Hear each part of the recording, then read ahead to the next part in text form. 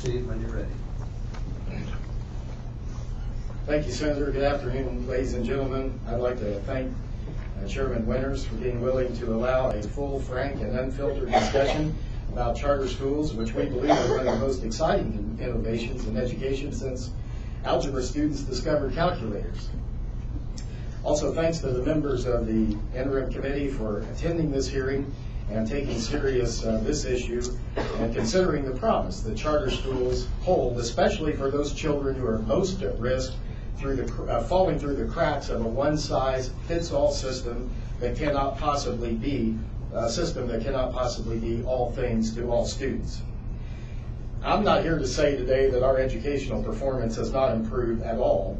I am here to say that the rate of improvement and the number of children it affects, and perhaps more importantly, the lack of a sense of urgency about getting changes in results, is unacceptable to the taxpayers and to the parents of this Commonwealth.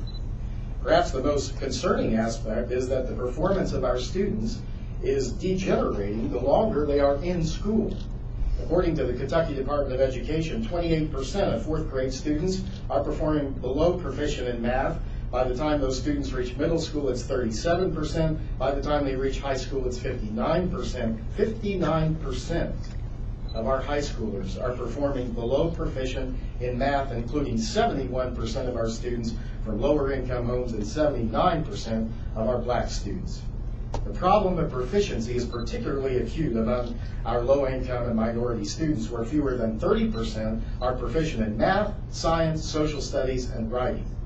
In reading, barely half of our high school sophomores from low-income homes and only 44% of African-American students are proficient readers. Now, we're not talking here about debatable data. These are not numbers from charter schools in faraway places. These aren't the numbers from Mississippi or Florida or California or Washington, D.C. This is what's happening in our state, according to the Kentucky Department of Education. And while there may not be universal acceptance of the performance of charter schools, there is or should be universal acceptance that the way we're doing business now is simply not getting the job done. Albert Einstein gets credit for saying, and I don't know if he really did, but he was right when he said that insanity is doing the same thing over and over again and expecting different results. How is continuing to do the same thing in education that we've been doing for more than 20 years now as part of CARA? How is that going to put the pedal to the metal so that all of the Commonwealth students, far too many of whom trail those in other states, much less other nations, how are they going to catch up? The circumstantial evidence suggests that while charter schools are not some kind of magic pill that will turn around low proficiency rates, close widening achievement gaps, and improve sagging graduation rates in a single school year, the ever-growing amount of proof suggests they tend to work well more often than not and deserve an opportunity in Kentucky. Now, the research that's most frequently cited, and it's already been cited here today by the teachers' unions, it's faulty work, and we might add it has caused a significant amount of embarrassment to those who tout this research as being credible research. When the report by the Stanford University's Center for Research on Education Outcomes, or CREDO, came out in June 2009, the KEA jumped on it, gleefully reporting, quote, research by Stanford University shows that most students in charter schools perform about the same or worse than similar students in regular schools. Let me just say, if that's the case, and charter schools students are performing as well as public school students, that in itself indicates that charters are doing a great job, because on average kids come into charter schools 2 or 3 grades behind. So if they're doing the same as their peers in the public schools, the evidence indicates they've caught up. But the director of Jefferson County's Department of Accountability also jumped on the same report to justify his opposition to charter schools. The union and others seem to be saying, yippee, we finally found some research to counteract this growing interest in educational liberty and school choice. Imagine the embarrassment and the damage to the credibility of those critics when it was discovered, first of all, that the first CREDO report was based on flawed methodology. And then secondly, and more importantly, deeper in the report, the document confirmed what the Bluegrass Institute and other supporters in Kentucky have been saying for a long time. And I quote from the report, students in charter schools for at least 3 years outperform their peers in traditional schools. They closed gaping academic achievement chasms between black and white students.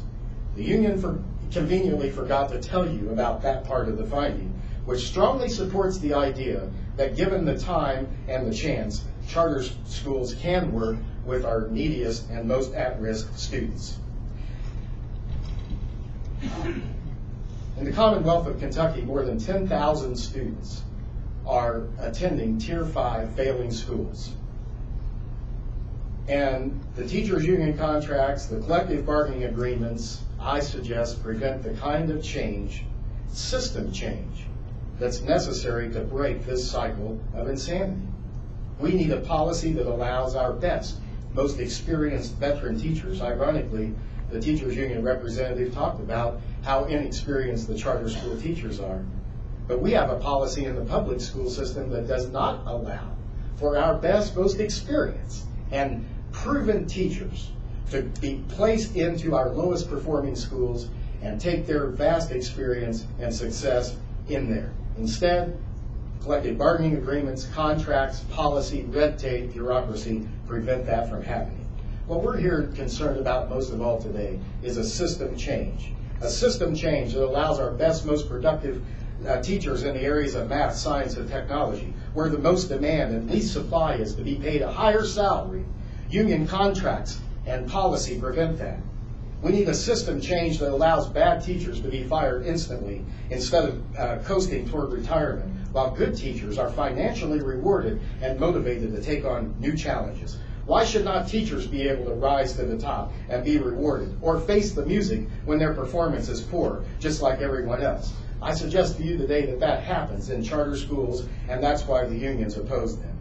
Another favorite idea is that site-based councils can take the place, that we don't need charter schools because we have site-based councils. But the fact is, these councils must fully comply with all the regulations and union contract restrictions that we believe hamper our education system. If we try to place these burdens on charter schools, we'll set them up for failure. These councils have been deemed ineffective in leading schools. And that's not just what I said, but that's what the Greater Louisville Education Report concluded. For example, CARA presumes it's better if site-based councils choose principals. But the Greater Louisville Education Report concluded, quote, SBDM councils have the power to select their principal, which may be the largest barrier to instructional effectiveness. Kentucky should allow the superintendents to have the final approval. Site-based councils have all the authority. They hire, fire, and decide, make many of the decisions, but they don't have any of the responsibility when their school fails to make adequate progress. It would be easy for Kentucky leaders to procrastinate and say, we need more data, let's have a rope-a-dope policy, let's study this some more, or we don't know enough, or it's the parents' fault, or it's the taxpayers' fault, or it's poverty's fault. Drastic improvements in our education system's performance are needed now, before time runs out in the international competition our children are already facing. Charter schools offer us exciting new opportunities to examine new ideas, new concepts that simply are not possible to replicate in much of the traditional system. As long as we delay giving Kentucky this option, the longer our current painfully slow rate of progress will continue. It would be right and courageous for our state's policymakers to consider the evidence and see what the competition and liberty. I find that interesting, that we're concerned, the union says, about allowing parents to choose because this is America. Absolutely, we believe totally and fully in the educational liberty of our parents to decide. What could be more American than the parents of Kentucky being able to choose the education that best fits the needs of their children? So I say today, and I ask you to change the system, whatever it takes, rebuff the status quo, and let's end the insanity. Thank you very much.